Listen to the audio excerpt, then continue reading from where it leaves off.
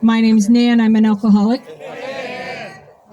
With the with the help of my higher power and the Fellowship of Alcoholics Anonymous, I haven't found it necessary to take a drink since January 29th, 1991, and for that I am very grateful.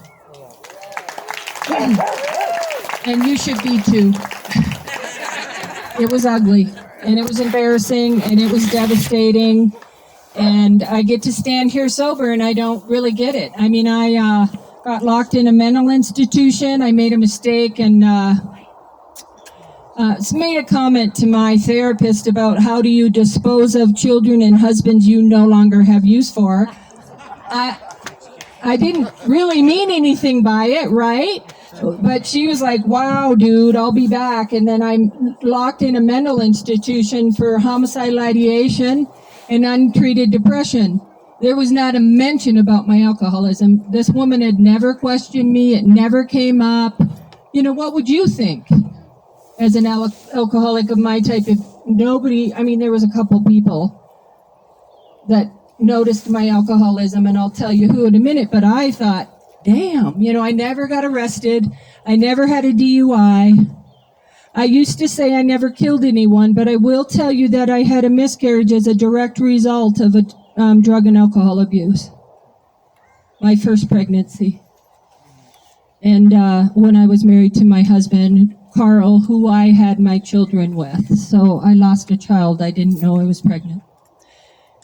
So I'm at that mental institution. My husband and my 9-month-old baby, Paige, Callista, is at home with my mother-in-law. And they told everybody that I had a month-long convention in Tucson, and, you know, they were just hanging until I got out of the convention. And there was a woman there, and she was from Flagstaff, and her husband and her 9-month-old son and her mother-in-law were hanging out, and God knows where she went for them, but she was there for alcoholism. And we were roommates, and they kept saying, "Is this guy?" You know, and it was like I was committed there, and it was also a treatment center for women only for sex addiction and gambling addicts and alcoholics and drug addicts, and they kept saying eating disorder women. That was trippy. There was some shit in there. But anyway, this guy kept saying, "Tell us your story and we'll let you know when you can go home." And this is where this all started, where I landed at my bottom. I said, I'm here for homicidal ideation and untreated depression. Thank you very much. It's my roommate who's here for alcoholism, and he threw a notebook at me and a pen and said, "Tell us your story and we'll set an exit date for you." And we need to set an exit date. I was wearing a sign that said, "Don't talk to her, she doesn't work here." I was Nan, the social worker. I was a social worker at Flagstaff Medical Center, and I'm locked in an institution. I thought it was cool because I'd never been to jail, and I thought, I could go to jail. I could talk my way out of it. I could, and here I'm in a nut house. And I knew what they were talking about because my father got sober when I was a kid, so I was familiar. I ran Alateen meetings loaded as a teenager. You know, I'd be playing broom ball and getting stoned, and I'd have to run, 6 blocks to the Solano Club and get to the basement so I could set up for the Alateen meeting. So I knew, and I went to conventions like this and at the Civic Center in Duluth and in Minneapolis, and I was very familiar with, and I watched him work with people, so I was familiar, and I'm like, I don't have a story. And I started writing, the first step is, what happens when you put booze in your body? It doesn't matter how much you drink. It's what happens when you put booze in your body. And, oh my God, I had to ask for 2 more notebooks. It was deplorable. I was terrified. It was absolute. So there it was. I'm a drug addict and alcoholic. So how it started, I was raised in this evangelical Catholic family. My parents were missionaries, and they would leave us alone forever. My mother gave birth. I'm my mother's 14th live birth. She gave birth to 15 children in 16 years.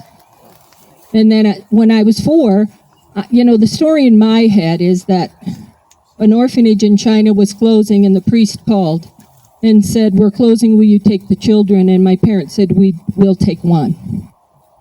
And my sister Oime is here with me tonight, and this is the first time she's hearing my story, so I'm a little nervous.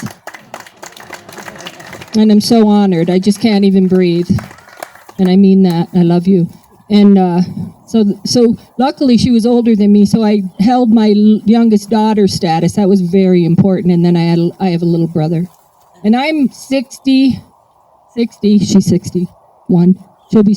She's 62, I'll be 61 in September. And we're all alive, except for one.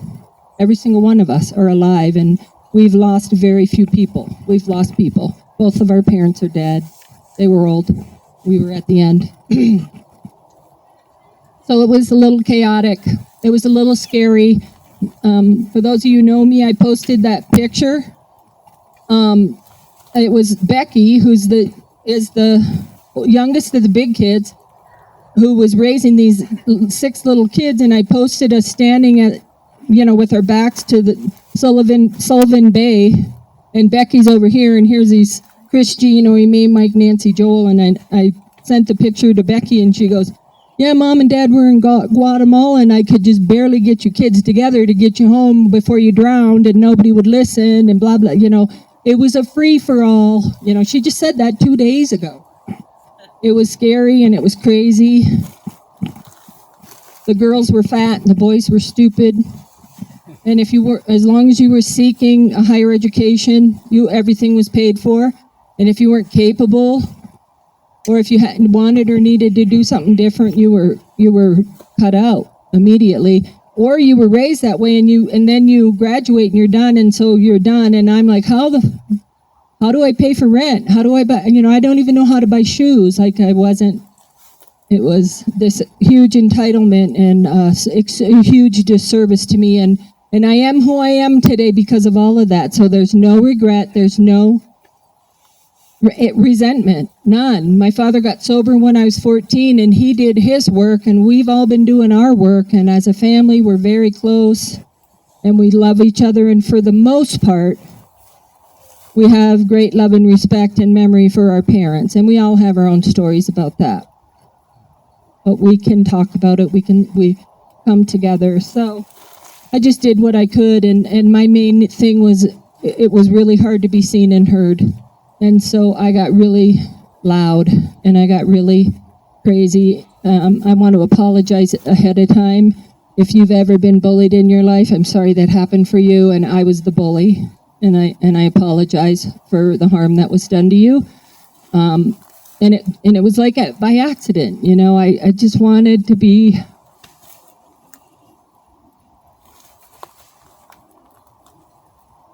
I just wanted to be seen, and I wanted to be heard, and I didn't mean to hurt people. And I just hurt people left and right. And I knew when there was, we say now, you step on the toes of your fellows and they retaliate, so I get that now. And I can think back about times when people retaliated, and I knew that I deserved that. I knew that I had wronged them or hurt them, and I knew that I deserved that. And just a couple examples of the insanity then, when I was in my biggest story, and I'm really okay about it now, and I'm friends with the person who did this to me today, but I was so mean and so loud that in 7th grade, Gwen Shea took a piece of lined ruled paper, and wrote,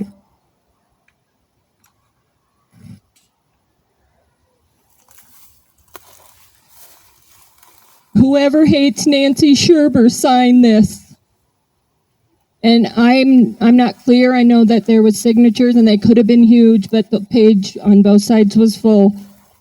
And a couple of the experiences in that was what my best friend then, who's my best friend now from grade school, signed it in front of me, but I didn't know what it was. And then they handed it to the smallest, shortest, little frail kid in the class and said, "Give this to Nancy at lunch." And there was like a line. It was like a fight, but I didn't know. And I got the paper, and it was a note, and it was cool to get a note. And I didn't get notes. Nobody's writing me notes. I'm like, cool, I got a note. And I open it, I'm standing outside the lunchroom, and it was as if everybody knew what was up. And I read it, and I remembered my friend signed in front of it, and I could see the little girl who handed it to me, and I knew that I deserved that at that moment. And I thought, I don't know what I thought. I just knew I deserved it. And it was a gift, right? So I got disowned by the cool kids and hooked up by the burnouts, and that's where the drinking and drugging began. Yeah, like they were like, yeah, you're a douche. We want you with us. You're mean. You're fucking mean. Yeah, hang with us. And so lime vodka, orange vodka, marijuana, Sun Country wine coolers, and abandoned house at Hilltop, right near Hilltop Cabins at the top of the hill. And we would drink until we couldn't drink anymore. And they always had to make sure I had my own bottles. We discovered that quickly. And then they'd have one they'd share, so they'd get me a bottle, and then 6 of them would share the other one. And I would have to go to church at 5 in the afternoon. So we start drinking at 10 in the morning, and I'd be like, my parents are going to pick me up on the corner, you know. And I would go to church loaded, drunk, and high, and that's when I started. And I drank and drugged my way through high school. That was probably the worst part of my drinking. Hung out with the burnouts, and I hung out with kids older than me, and it was super risky and super ugly and super mean. And then I graduated from high school. In my family, you graduate from high school and you go to college and you find a husband and you have 2.5 kids and a white picket fence, and like, yay, you did it, you know. And so I have absolutely no idea. I know that I had to go to college on probation because my grades were so bad at the private Catholic college that a high number of Sherber family went to, and my parents were huge money donators. And I remember getting you're not coming here because you got all straight Fs or something, and I called and said, you're going to not take my dad's money? Like, what business is of your what kind of grades I get? Right? You take my dad, you know, don't be a jerk. And they're like, who is this? You know, I'm like, Nancy Sherber, you know, calling admissions. Read my file. I'm Dr. Sherber's daughter. You want me to get him to cut? You know, like my dad would be like, what did you do? You know, I am Dr. Sherber's daughter. So I get in on probation. So I'm a theater major for the first 2 years. Whew, I almost died. And I have no idea how I got through college in 4 years. No clue whatsoever. So I'm just got to keep moving. And that's just what I did. And then I transferred from St. Ben's to Duluth, UMD for him. And then I get that message from him that says, you know, maybe we should take a break. And I'm like, well, I know what that means.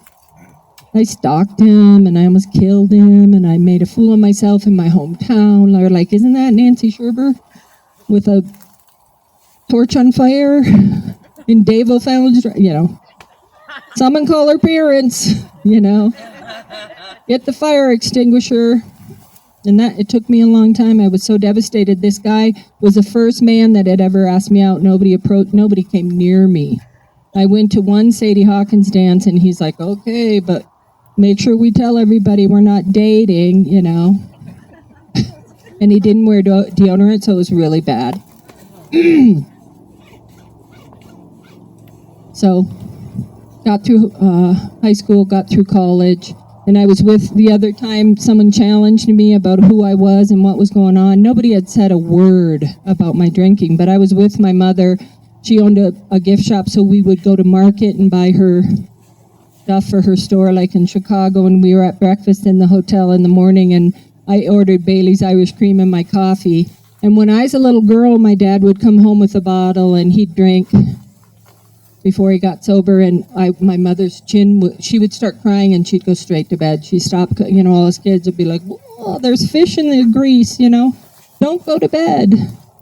She would cry, and my dad would drink. And he didn't get drunk. He would just have one or two or three drinks. Mom would take her Darvarn and go to bed. And I was with her in Chicago, and I ordered Bailey's Irish Cream in my coffee, and her chin quivered the way it quivered when my father would come home with a bottle. And I thought, it's Bailey's Irish Cream, dude. Why don't you try some? It just tastes good. And it just devastated her. So blah, blah, blah, drink. And I just, what happened for me, I never blacked out, but I lived through a lot of stuff I don't even say out loud, because half of you know my ex-husband, who happens to be deceased, and my kids, and it's just like, I don't want you to get pissed at me and like tell them shit, like you wouldn't believe what your mother did. So I can't tell you a lot of what I did, but I'm assuming it's similar to your story, and it's so painful, and it's so embarrassing, and it's so terrifying. Like Nan, the social worker in Flagstaff, so I hook up with a guy.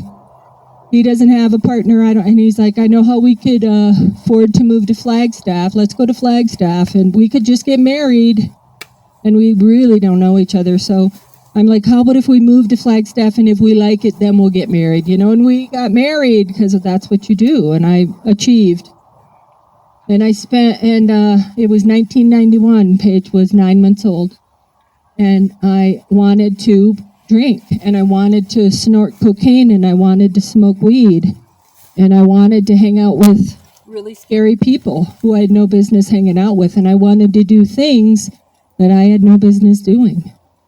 And I caused a lot of harm. And I just thought, if I just leave this family, then I won't hurt them. And that's why I asked. So my addiction was cut short because I made that statement to my counselor, and by the grace of God, I ended up in this hospital, and I identified that I was a drug addict and an alcoholic. And back then you take the tennis racket and beat the bed, and screw you, alcoholism, bam, and screw you, childhood stories, and all this stuff. And I walked out of that place and came to Flagstaff, Arizona, and never drank or drugged again. I went there over Easter in 1991, and I chose that January 29th sober date because I knew I had used over the holidays, and I knew I probably drank on New Year's Eve or something, but I knew I hadn't drank since then, so to play it safe. I don't even remember my last drunk. That's what a high drunk I am. But what I know is you put booze in my body, and I will do things and I will drive. I will lie, cheat, and steal. I will make fun of people in public. I will take pictures and signs and dishes to my car. I'll get on the pool table at Charlie's as Nan, the social. Please. It was deplorable, and it was embarrassing, and that's just the tip of the iceberg. So I come home, and I get sober, and I get angry. I'm mad moss. I'm a super mad girl. And I sit in Alcoholics Anonymous. I'm not mean and rude to you, and I'm afraid to road rage because I don't want to get shot. I'm polite to the grocery store people. I behave at work, except for when I lie and say, I'm sorry, I forgot something. I run home and snort coke or smoke weed or drink, and come back to work at Flagstaff Medical Center.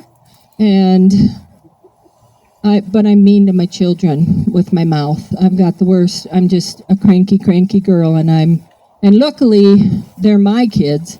And so it only took about a year or two, and they started going, la, la, la, la, la, la, la, la, la, la, and they got that I was insane, and they knew I wasn't going to hurt them physically, but I bet they wished I did, so that someone could see the pain I was causing them. You know how that goes. And I knew that my rage was hurting my children, and it was blocking me from the sunlight of the Spirit. And someone talked in the rooms, a good friend of mine, Judy. I think when they die, you can say their whole name, right? Is that true, Michelle? Judy H. was one of the women that sponsored me, and she talked about coming in the rooms homicidal, and that she wanted to murder her husband, and she met it with every ounce in her being. And I knew it, and I thought, I wonder if I can talk it about wanting to murder Paige, throwing her through the window because she won't behave, and I would call people. Judy would say, just keep telling on yourself, and you say you're sorry every single time. until you get it right, and you promise them that you're working on it and that you'll get it. And you call and tell someone every single time you rage. And, that gets a little old after a while. And it was a really good trick, but because slowly, and we did a bunch of step work around why I was so mad. And I started to stop raging, but I will tell you that the last time I remember raging, Paige locked herself in the bathroom the night before I took her to treatment, and she was 16 years old, to get away from my mouth. So if you're raging in recovery, if you're a shitty wife or husband in recovery, or if you have a hard time being a good employee, yeah, okay, what are you going to do about it? Like, there is a solution. And you find someone who has a story similar to yours, and you start telling on yourself, and you do the work. Or not. You don't have to, but you can. That's what I kept telling myself. You can't make me, but I can. And so here I sit. I can't remember the last time I raged, and it was really funny because I made my amends to my kids, like when they were 15, 16. When Paige goes to treatment, I make amends to Truman, and he goes, Mom, you were fine. There was nothing wrong. You were not mean. And then he's going to be 30 this year, so about 2 years he went to counseling, and he comes and says, we need to talk. Okay, can you want to try that again? I remember now. And he said, I want you to tell me why you were so mad and why you were so mean. And I was stunned, and I prayed I knew. He said, meet me for lunch. We need to talk. Paige did the same thing. Paige said, if you can't find a way to stop telling me what to do and just listen, I don't want you in my life. And I'm like, and then I'm like, I want you in my life. And please listen to the tools. I'm talking to you about the hope now. There's just so much. And I want to be like, I'm trying not to cuss, but just think about what I'm thinking in my head, like, really? You come to me with all this toxic crap and you just want me to listen, Nan, the social worker, and your mother? And then, I said, I want to be in your life. And I'm afraid I'm not going to be able to be quiet, but I'm going to beg you to give me the opportunity to get this right. I'm going to do my best, and please don't give up on me. And she's like, yeah, well, just keep your mouth shut. I'm like, oh my God. I'm like, really? I'm like, you got it, baby. Kind of black and white, so I didn't speak for like 3 months whenever she was anywhere near me, like not a word. That was mature.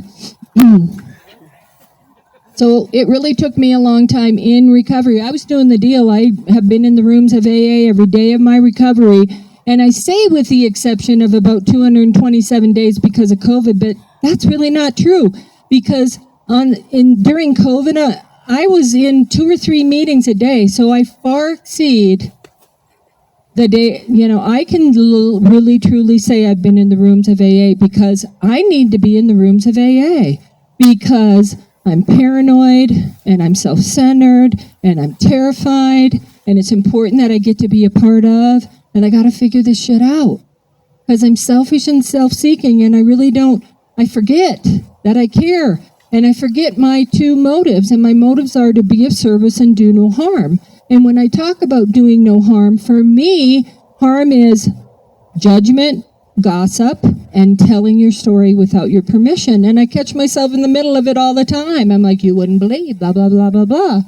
And I can see the look on their face like, didn't she just say? Didn't she just say? And I just got to be like, here I go.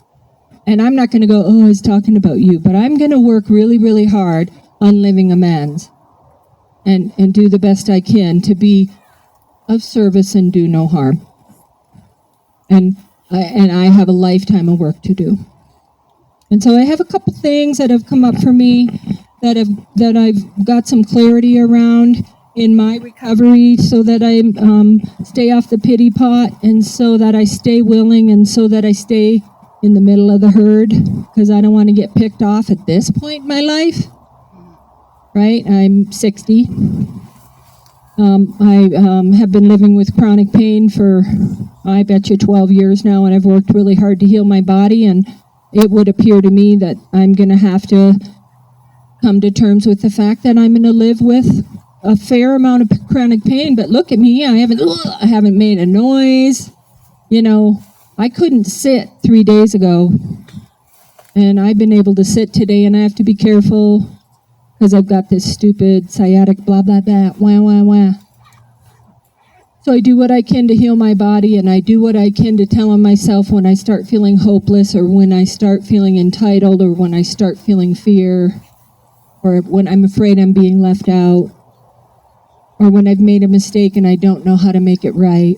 So what I've paid attention to is this kit of spiritual tools that we lay at your feet, that give you the opportunity to get and stay sober despite what your brain tells you and despite what your story is, right? We all got a story. And I'm thinking about when I think of a bag of spiritual, we say a kit, so it sounds smaller, but I want you to think about this bag of spiritual tools. And when I hear the word tools, I think it's heavy. You know, how many of you gone, and tried to... Like we are caught in a pickle and we go, hey, I should try this, and there's that kit of spiritual tools, and they don't weigh a damn thing. All it takes is a mustard seed of willingness and the willingness to take a moment to say, what would my sponsor tell me right? And then you're like, do I have that tool with me? Am I willing to pick up that tool today? But the kit of spiritual tools weighs nothing, and it's with me all the time. And if I'm not willing to build that kit and practice how I'm going to access it when the time comes, I say to women, I want you to call and check in with me every day. And they're like, every day? And I'm like, yeah, every day. And if you don't like that, then how about you do this? You get 5 women's name and you call 5 women a day, and you don't have to call me. I mean, fucking call somebody and save yourself. Like, call me, because I might need you, right? Like, you call me, and then all of a sudden you've been of service, and your issue has become nothing. It's a trick.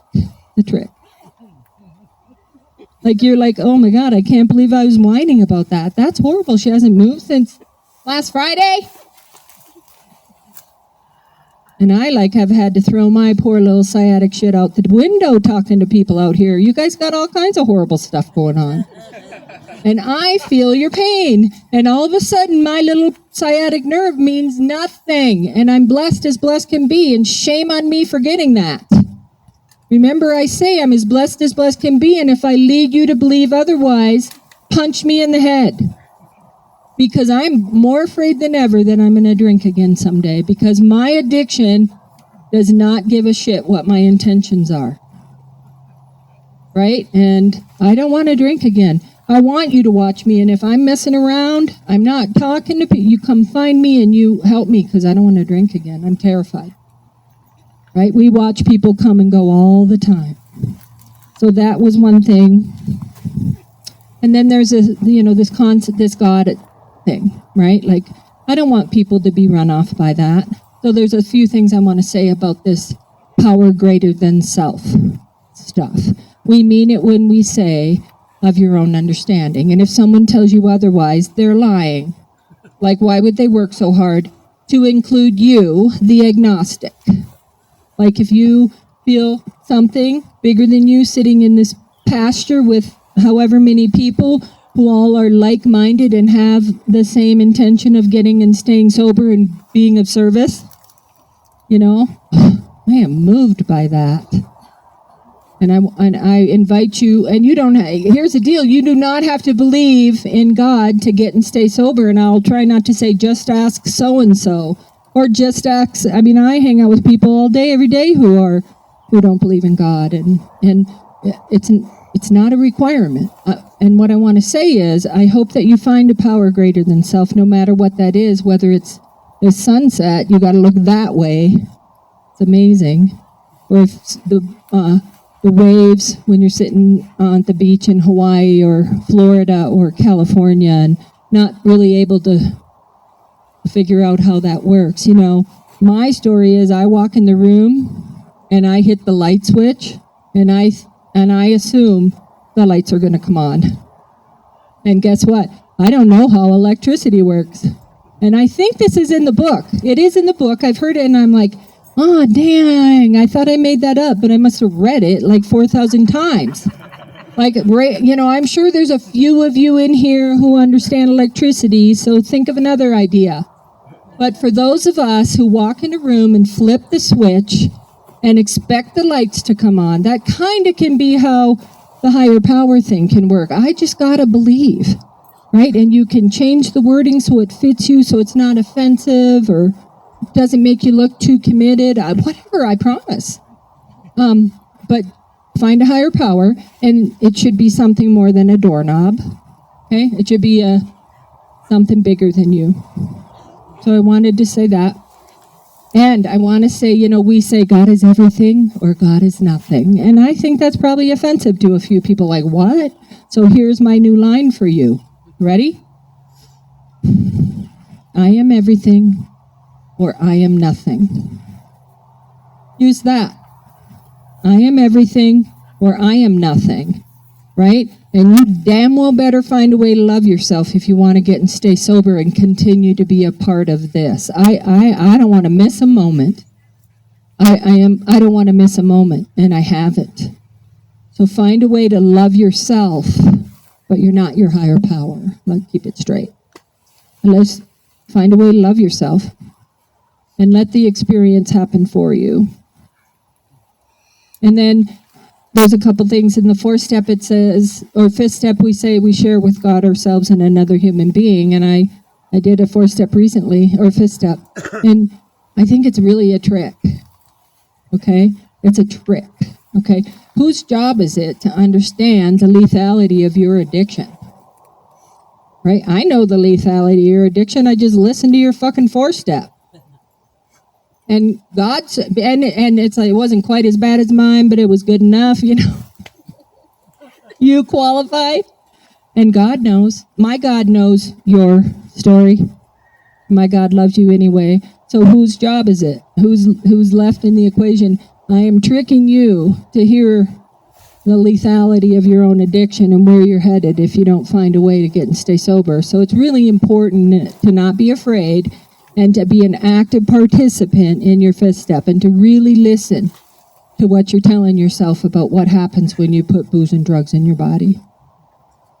And then, so sad, because I forgot, I do have a joke, but I forgot my third edition of my big book. Does anybody have a third edition big book in the crowd? If you do, bring it up.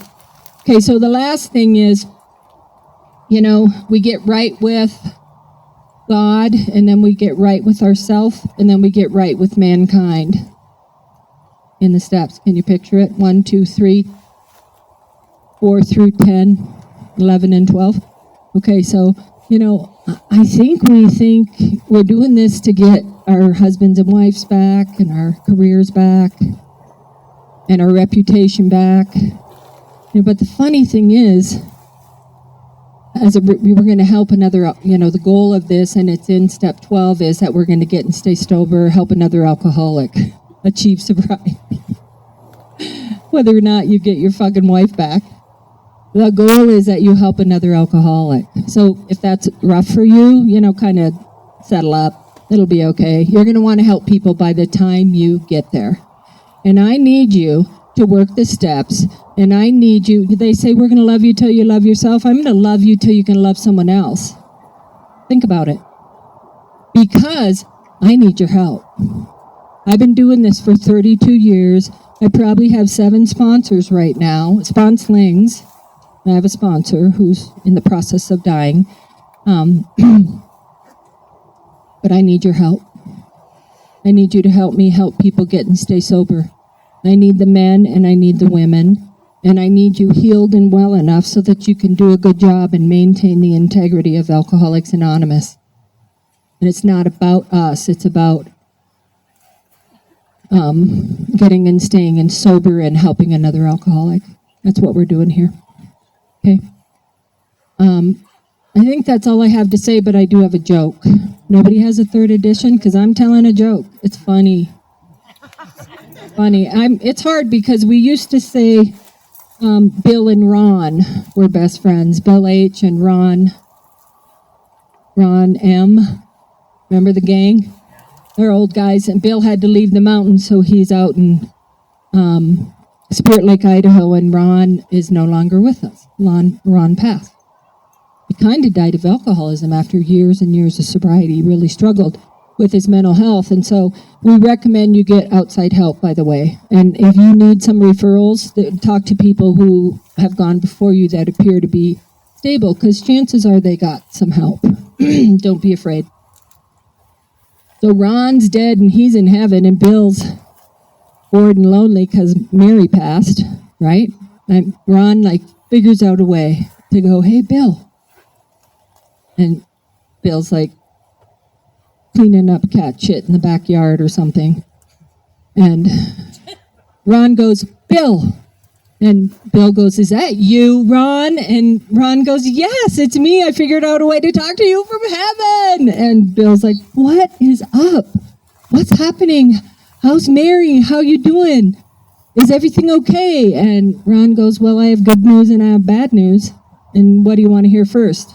He said, give me the good news first. He said, okay, there's AA in heaven. There's AA in heaven just like on earth. And Bill goes, okay, and what's the bad news? And Ron goes, you're the Saturday night speaker. Isn't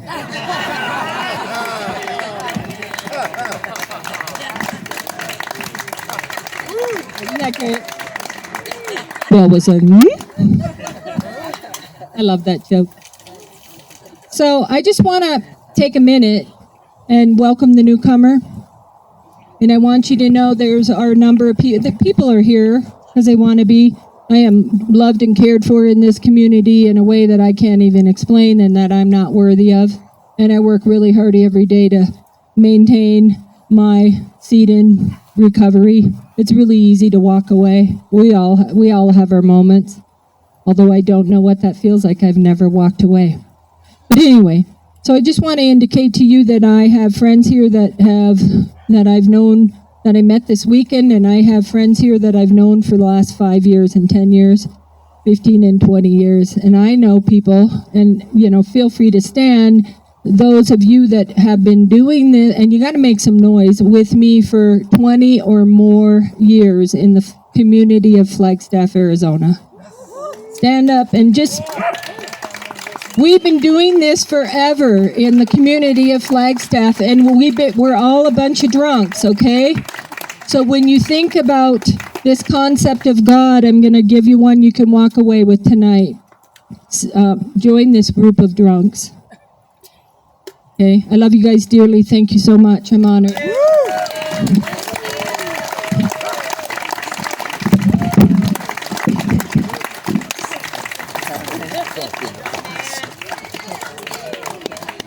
I love you.